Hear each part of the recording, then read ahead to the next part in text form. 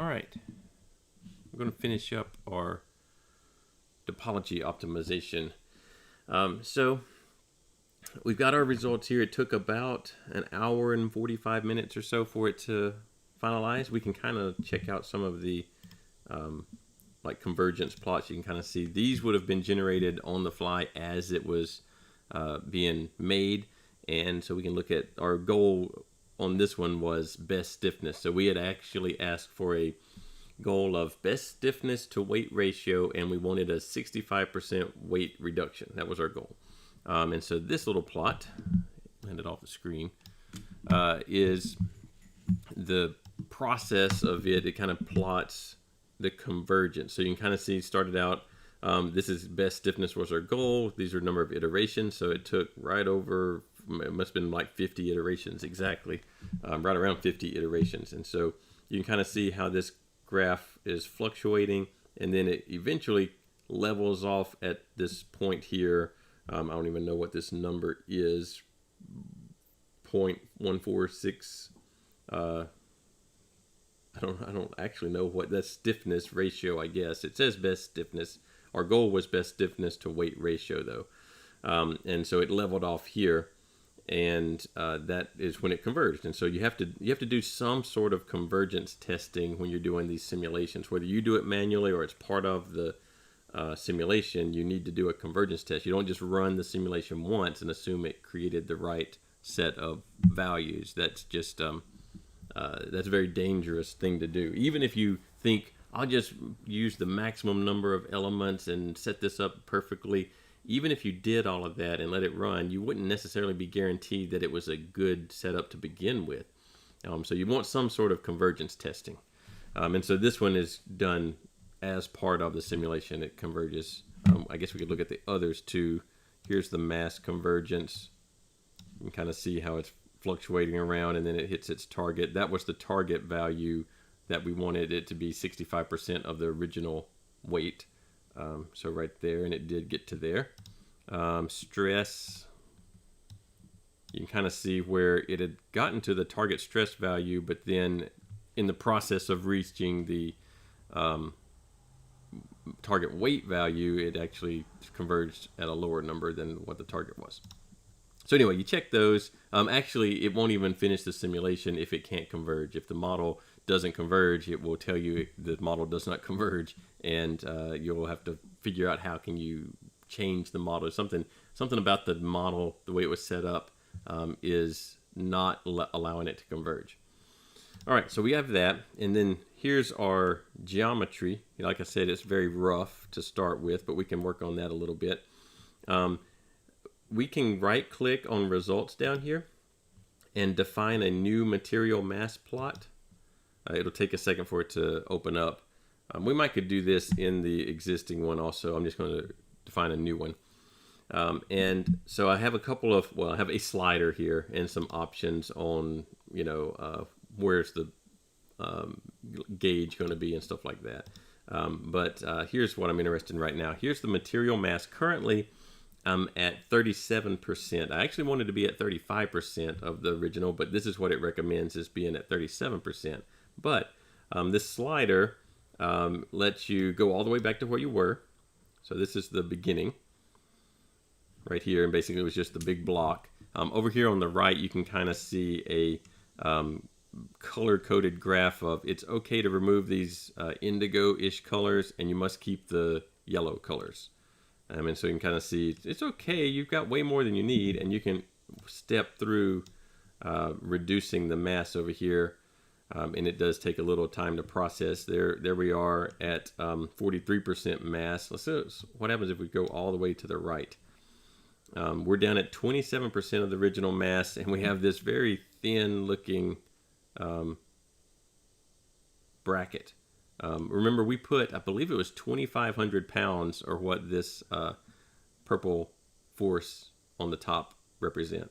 And then we fully constrained these holes here. We can calculate a smooth mesh. So see how it's very lumpy? We can calculate a smooth mesh. It'll take a second and give us a smoother version of this mesh.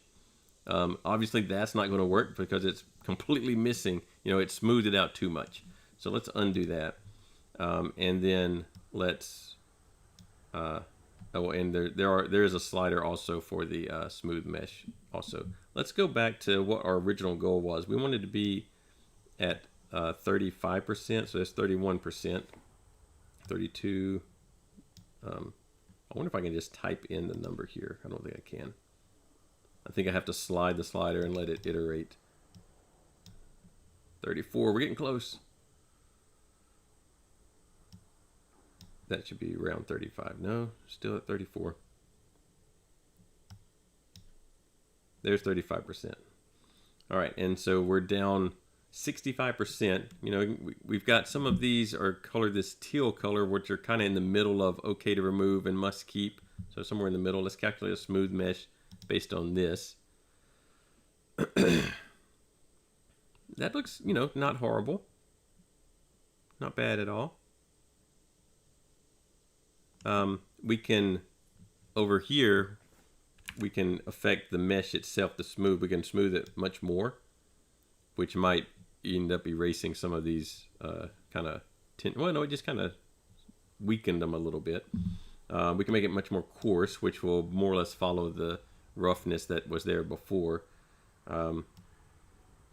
Let's put it somewhere on the mostly smooth side of things. Okay, so you've still got some parts that we'll check off on this once I get my cursor back.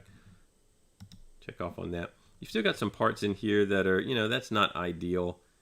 So you could, at this point, do a couple of different things. This, you can right-click on the results and, oh no, it's right-click on the material thing. Well, is it? Where is it?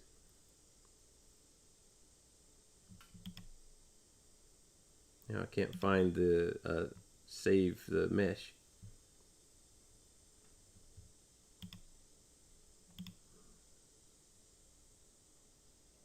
There's save as, but that's not actually what I want. I actually want to save the smooth mesh. These are just letting me save the pictures of the mesh, but I want the actual mesh, which I don't see right now. I've already saved it once, but pretty sure if I, oh, there it is, export smooth mesh. So on the new study, or what did they call it? The new material mass plot, and there's other plots that you can go through too. We were interested in material mass, but you could look at stress or displacement or factor of safety, whichever one you wanted to look at. And it'll create a new one here. Right click on the one you're interested in. So that's currently this one. And then export smoothed mesh. And you can either create it as a new configuration within this existing file or just a whole new part file, whatever you want to do. Or you can replace the current active configuration with this. So we're going to do a new part file. We haven't really talked at all about configurations. Maybe that would be a good topic. It's kind of getting more into just SolidWorks. Not necessarily, it's getting further away from additive manufacturing and more just SolidWorks. So now I've got a new smooth mesh, and I could, let's try opening that guy. Actually, I guess I could do it right here, but let's open our new one. Since we have the new one, let's see, it should be this, I assume. Is this the right one? I think that's it. That might be the one that I just saved, or it might be the one that I created earlier. We'll find, we'll rebuild. So let's see what we get. We got an error.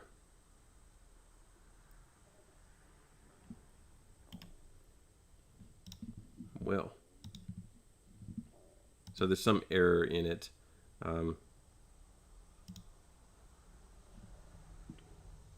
Not sure what the error is. We'll try loading it again, but right now I've just got this one little point hanging out here.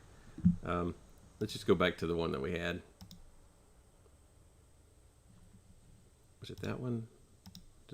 That one. Oh no. Did we lose our study? I don't want to run a new one. It took way too long to run it. Oh, I wonder if I didn't save it. Oh, great. I don't want a new study. I want to see the study I already had, and it might have closed it out and not saved it correctly. I should have saved. Always save your work. Yeah, I don't see it now. Well, what you could do at that point is you could print it the way it was, or you can use that as a template to kind of see where Solidworks recommended the kind of tendril spiderwebby parts to be, and build your own version of that. Like I said in the part one of this, the video or the shape that you get isn't necessarily meant for FDM printing. It would look cool, right, as a bracket or something, because it's got these spiderwebby looking pieces to it, so it look interesting. But actually printing it that way with the FDM printer would probably be heavier than just printing the regular bracket, as a solid piece with FDM, because the way FDM works is most of the interior is hollow, and you get your strength from the walls, and so you would probably have a lighter piece if you just printed the whole rectangle, or this shape right here, versus the piece with all these little walls. It would certainly take longer to print the other part than it would to print this part.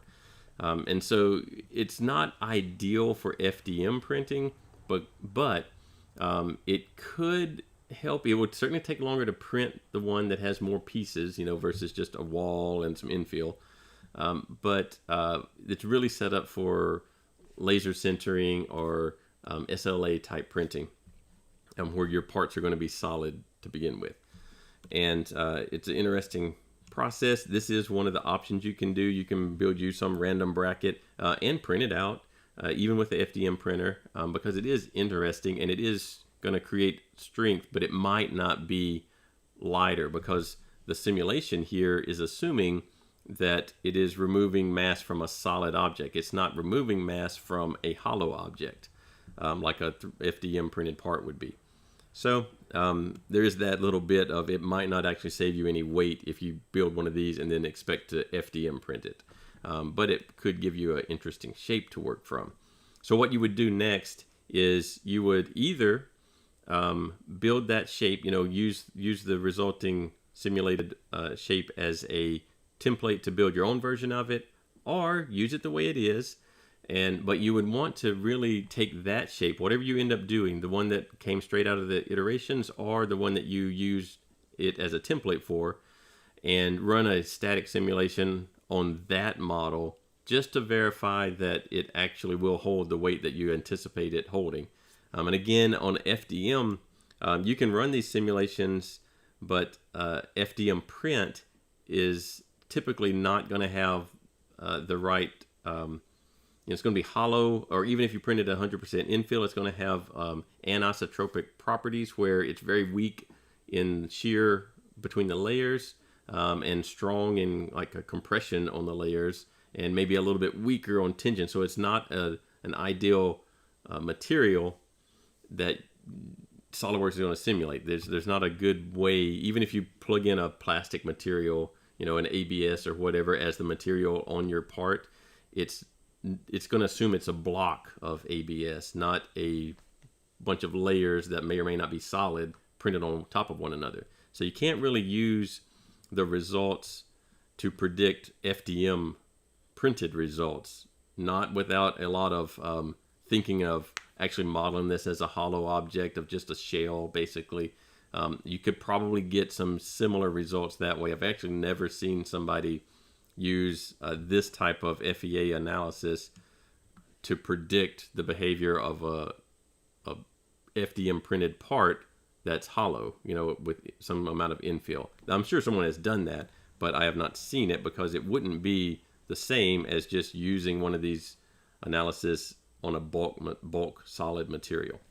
All right, so that should finish us up on topology optimization. We'll look at generative design. We'll try to recreate this exact part. I'll let it run the simulation again so I can figure out what's wrong with the part study, but it does, like I said, it takes an hour and a half or more to run this particular one, and that's it just takes a while to do. So I can get the geometry out. I might even print the thing so we can look at it and see what it actually looks like. It will not hold 2,500 pounds. Remember, I modeled this with a what was it, a steel? I think it was a whatever the generic plain carbon steel right there. And so it's definitely not going to hold that much. All right. Well, that will give you an idea of how this topology optimization works. And if you want to use it as one of your options for the course, then that would be it's an interesting one. Don't expect the results to match the strength results, even if you apply a plastic material for your deal here.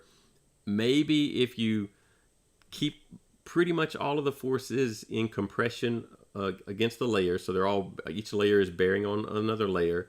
You print it with either 100% infill or just print it as all top layers so that it's solid. Then you might get close to the predicted results from your material. I don't think there's a PLA material in here, so you'd also have to create a PLA material. There is ABS plastic, and there are other, well, I don't want to load the material list because it takes forever to load. But there are some materials, and there might be some profiles out there for a PLA that you can import. But there is an ABS, and so you could get similar-ish results. But it would take a lot of work to actually print it in a way that would give you somewhere near the predicted results. All right, I'll wrap this one up. Monday we'll try to print some ABS. Hopefully I get some ABS in time to do that. I do have the ASA already, so we'll print some of that. And hopefully we can print some ABS also. All right, I will see y'all on Monday.